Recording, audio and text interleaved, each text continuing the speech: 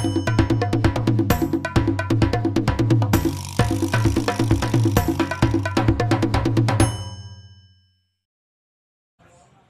dudes, ang inyong senior na vlogger, Rich Rick. I am inviting you all to please share, comment, and subscribe to my channel, The Simple Rich Menu. And I would like to thank you all for all the support to my channel, The Simple Rich Menu. Please subscribe and hit the notification bell para updated kayo sa lahat ng aking mga videos na i-upload. Thank you!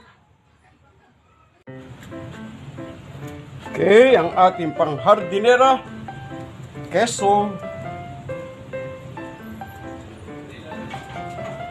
hardinera, embutido, everlasting, salanera, isa lang po yun, pare-parehas lang po yun. Iba-iba lang po ang presentation. Yan po, at ito ay isinangkutsa po natin yung meat kasama na lahat yung gulay. Yan, lagyan lang natin ng cheese.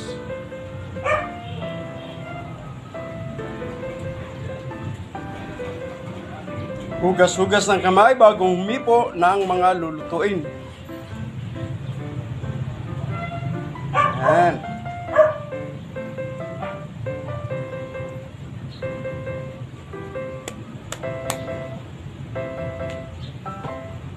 Liver spread.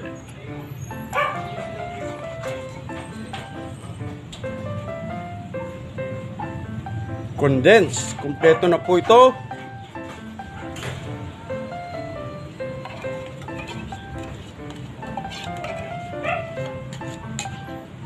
Okay. Lagi kong paulit-ulit. Hugas-hugas ng kamay bago humipo ng ating mga niluluto. Mix.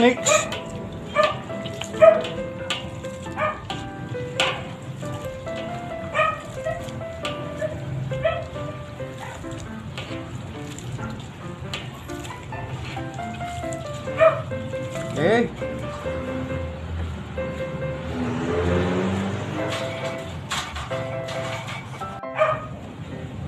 Egg.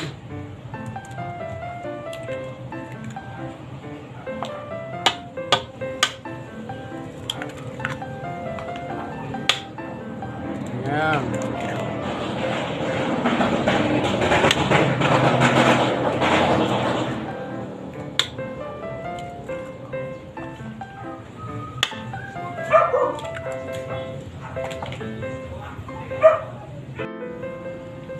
Mix. Halo-halo pagkalagay ng egg para mag-combine o mabind yung ating llanera. Hindi na po tayo gumawa o gumamit ng harina dahil saktong-sakto na po yan. 7 pirasong itlog per kilo ng ating meat.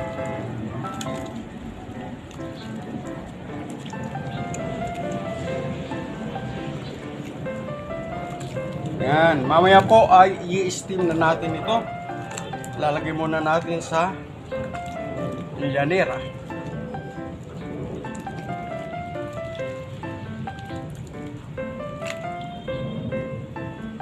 Okay.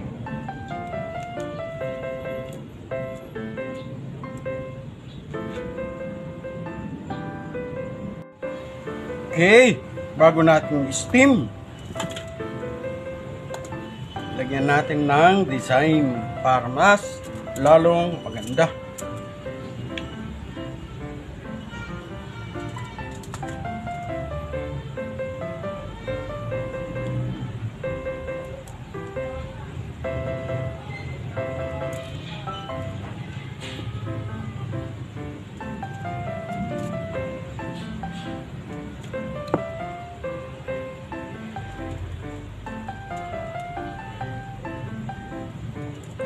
Inuulit ko, everlasting, embutido, llanera o hardinera, pare-parehas lang po yan.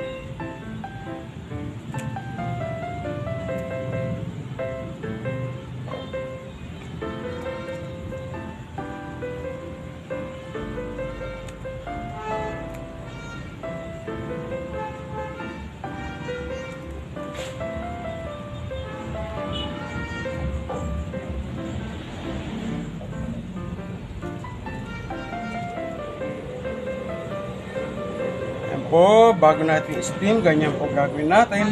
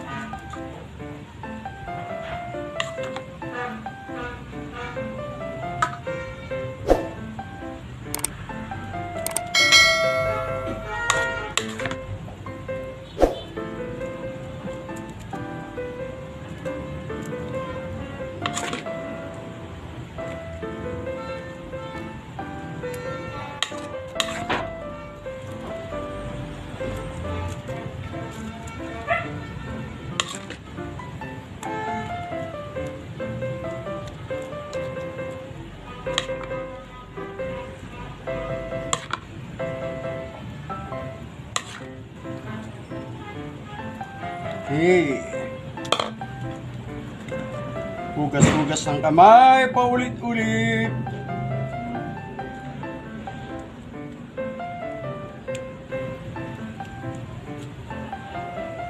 Mas sanay po akong kumilos na hindi nagka-gloves. Basta siguraduhin lang po na laging malinis ang ating kamay bago tayo humipo ng ating mga lulutuin. Or kada hipo, hugas. Kada hipo, hugas. Ayan po, tatakpan lang natin yan at i-steam na natin ang ating everlasting embutido. Okay, ang ating hamonado roll, igisa na natin sa bawang,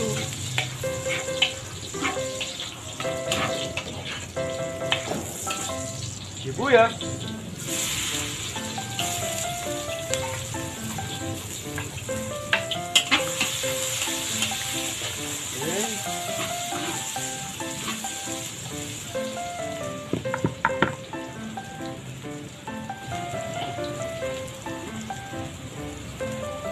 yan.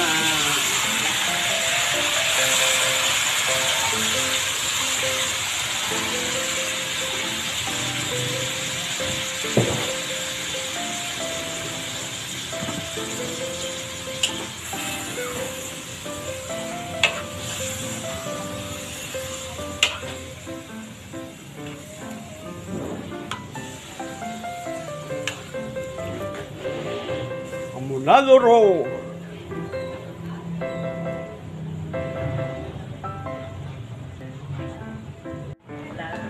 At pineapple juice.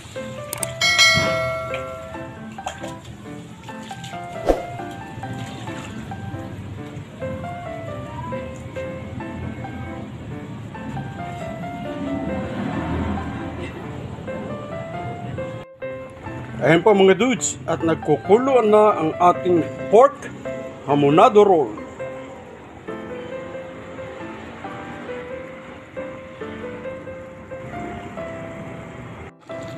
Okay po mga dudes, at luto na ang ating pork hamonado roll. Ayan, nahanguin na po natin yan, at pagkatapos palalamigin bago natin ito slice.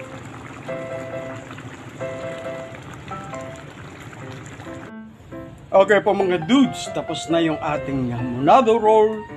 Ngayon naman, mag-i-steam na tayo ng ating hardinera or everlasting. Ayan.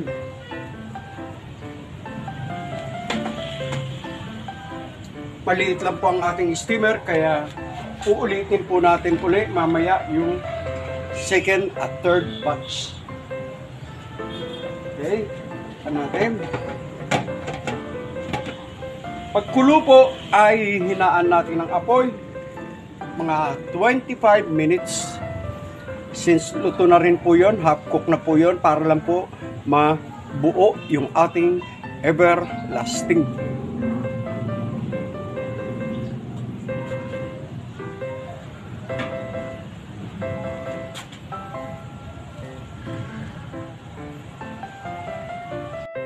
Okay po mga dudes, okay na po yung ating hardinera.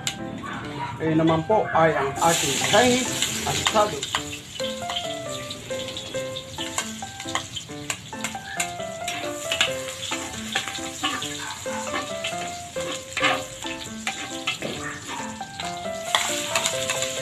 Okay. Isa lang po.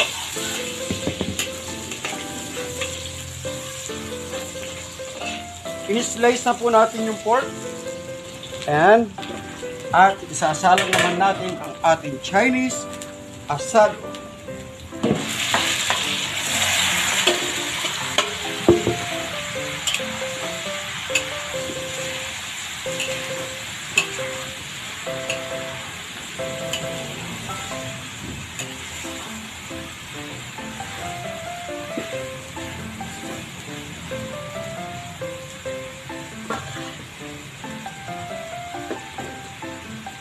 Lalagay natin yung ating pinagpakuluan o pinagpalambutan ng pork. Ayan. Antayin po natin siya na lumambot ng todo or bago natin ilagay yung ating mga sahog.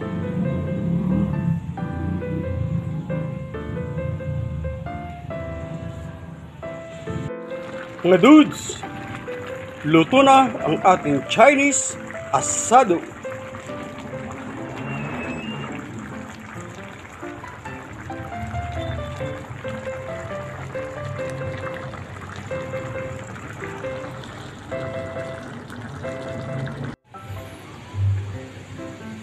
Hardinera or everlasting. Done. Ready for delivery. So yummy!